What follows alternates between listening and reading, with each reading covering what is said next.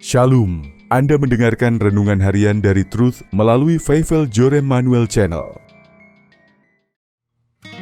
Renungan Harian Selasa, 17 Februari 2026, berjudul Tanggung Jawab untuk Berubah. Selamat mendengarkan, Tuhan Yesus memberkati.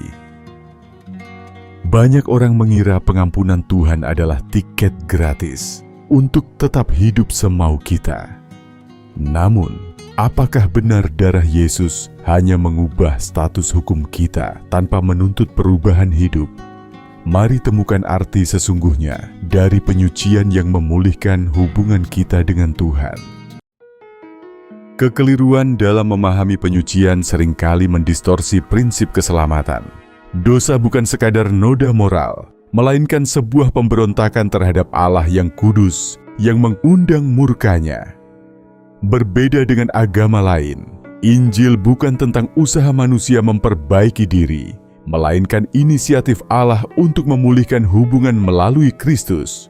Keselamatan adalah wahyu yang tuntas, menegaskan bahwa pemulihan hanya terjadi melalui tindakan Allah, bukan sekadar perbaikan perilaku manusia. Keselamatan sejati berpusat pada tindakan Allah yang memulihkan hubungan akibat pemberontakan manusia. Janji Tuhan dalam Yesaya pasal 1 ayat 18 tentang penghapusan dosa sering disalahartikan secara dangkal.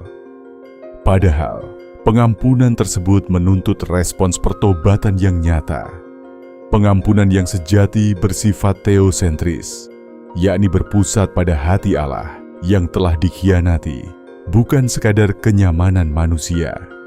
Melalui pengorbanan Yesus, murka Allah diredakan, membawa manusia pada tahap pengudusan pasif, di mana hubungan yang rusak dipulihkan secara tuntas oleh anugerah-Nya.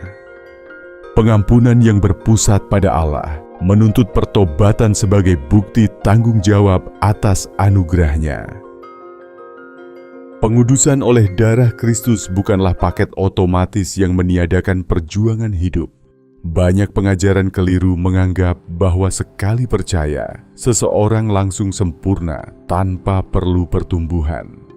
Pemahaman ini sangat berbahaya karena mematikan gairah untuk hidup dalam kekudusan yang nyata.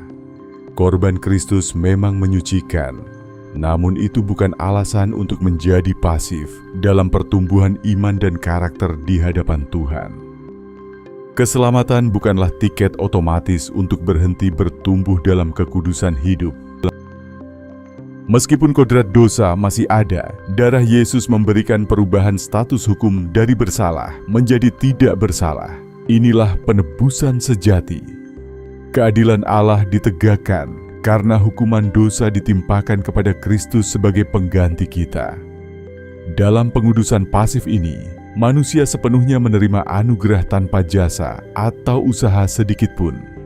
Kita dibenarkan murni karena anugerah Allah, sehingga tidak ada dasar bagi manusia untuk memegahkan diri atas perbuatannya.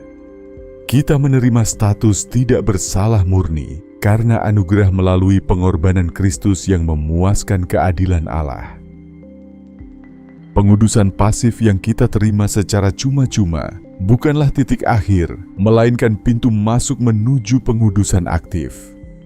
Anugerah ini harus direspons dengan kesadaran untuk hidup berubah.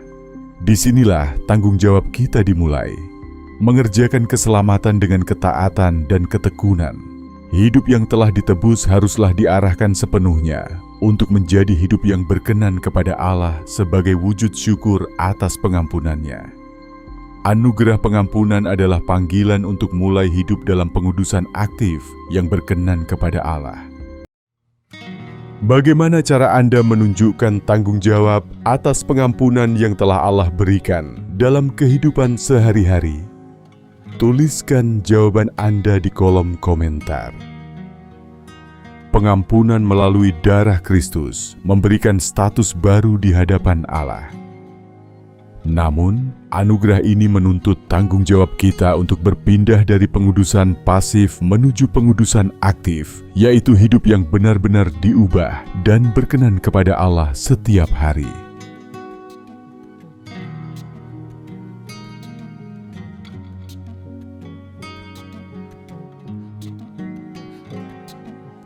Jangan lupa untuk subscribe Feivel Jorem Manuel Channel, like dan share video ini. Demikian renungan harian pada hari ini. Sampai bertemu lagi di video renungan harian selanjutnya. Tuhan Yesus memberkati.